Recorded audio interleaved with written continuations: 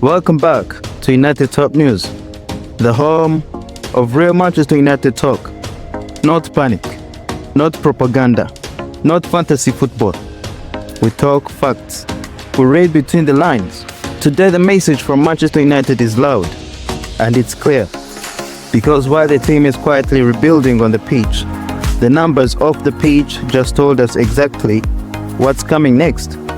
And trust me, the next Manchester United transfer move, it's obvious.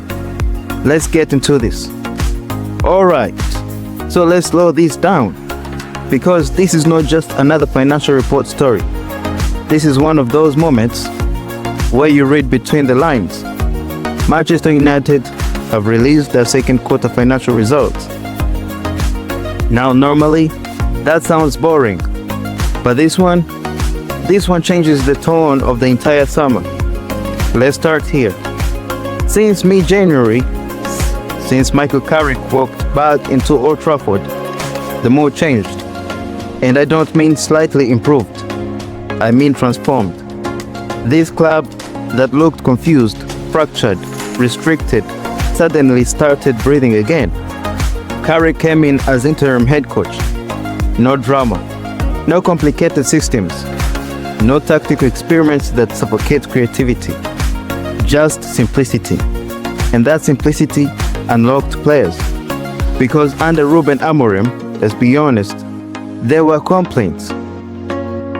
Real complaints. They were there. Players felt trapped in that back three structure. A straitjacket system. Rigid, predictable, restrictive. And when footballers feel restricted, you see it immediately. Energy drops, confidence fades, decision-making slows. Carrick removed that. He simplified the approach, and suddenly, we started seeing football again. We started seeing belief again, and the results followed.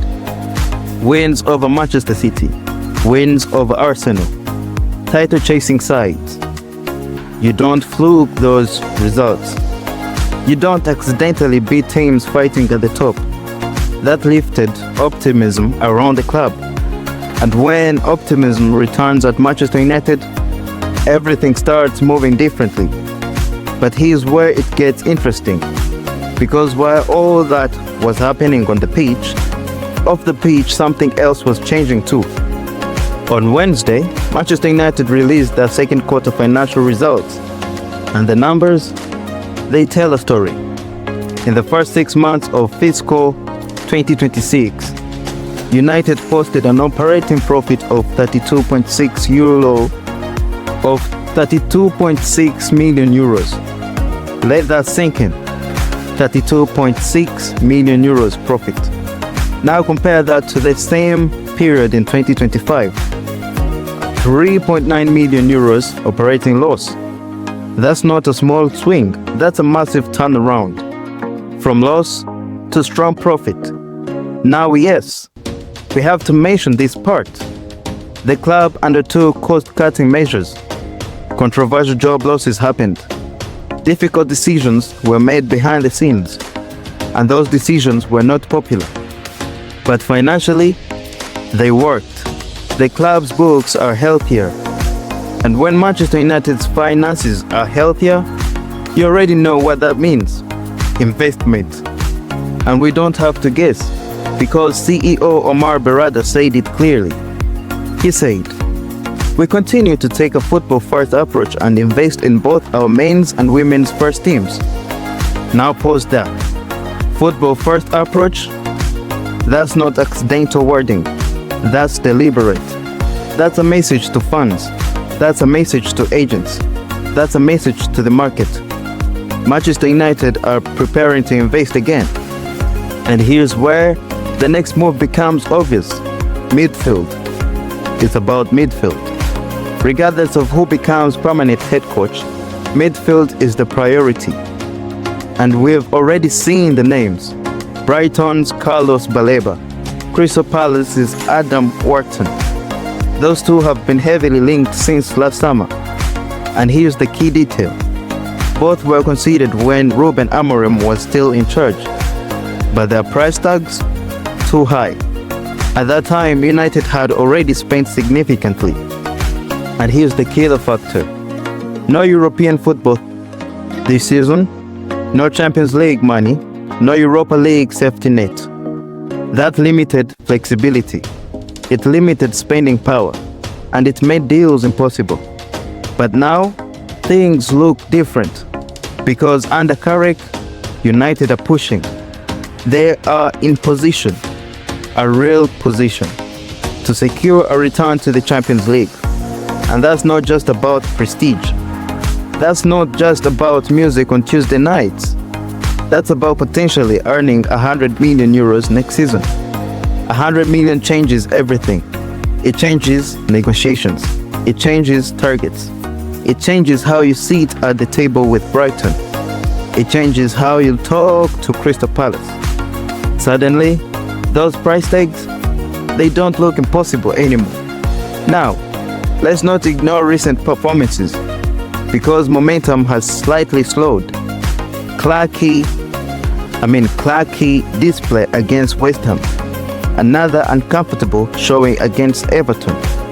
Performance levels dipped, and that creates a bit of tension. Because coming up, Newcastle, Aston Villa, tough fixtures, proper tests, matches that could define whether this Champions League push becomes reality. And if United stumble, that 100 million euros projection becomes fragile. But here's the bigger picture. The momentum Carrick generated hasn't disappeared. The belief is still there. The structure looks more natural.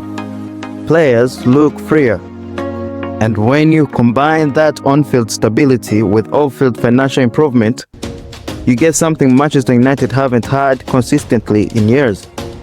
Alignment, football direction, financial support, strategic messaging. And when Omar Berrada publicly says they're taking a football-first approach, he's telling you summer investment is coming. Not reckless spending, but targeted, strategic, midfield focused. Because that's the obvious next step. United need control in midfield. Energy, ball progression, stability, long-term planning. And Baleba, Wharton, those profiles make sense.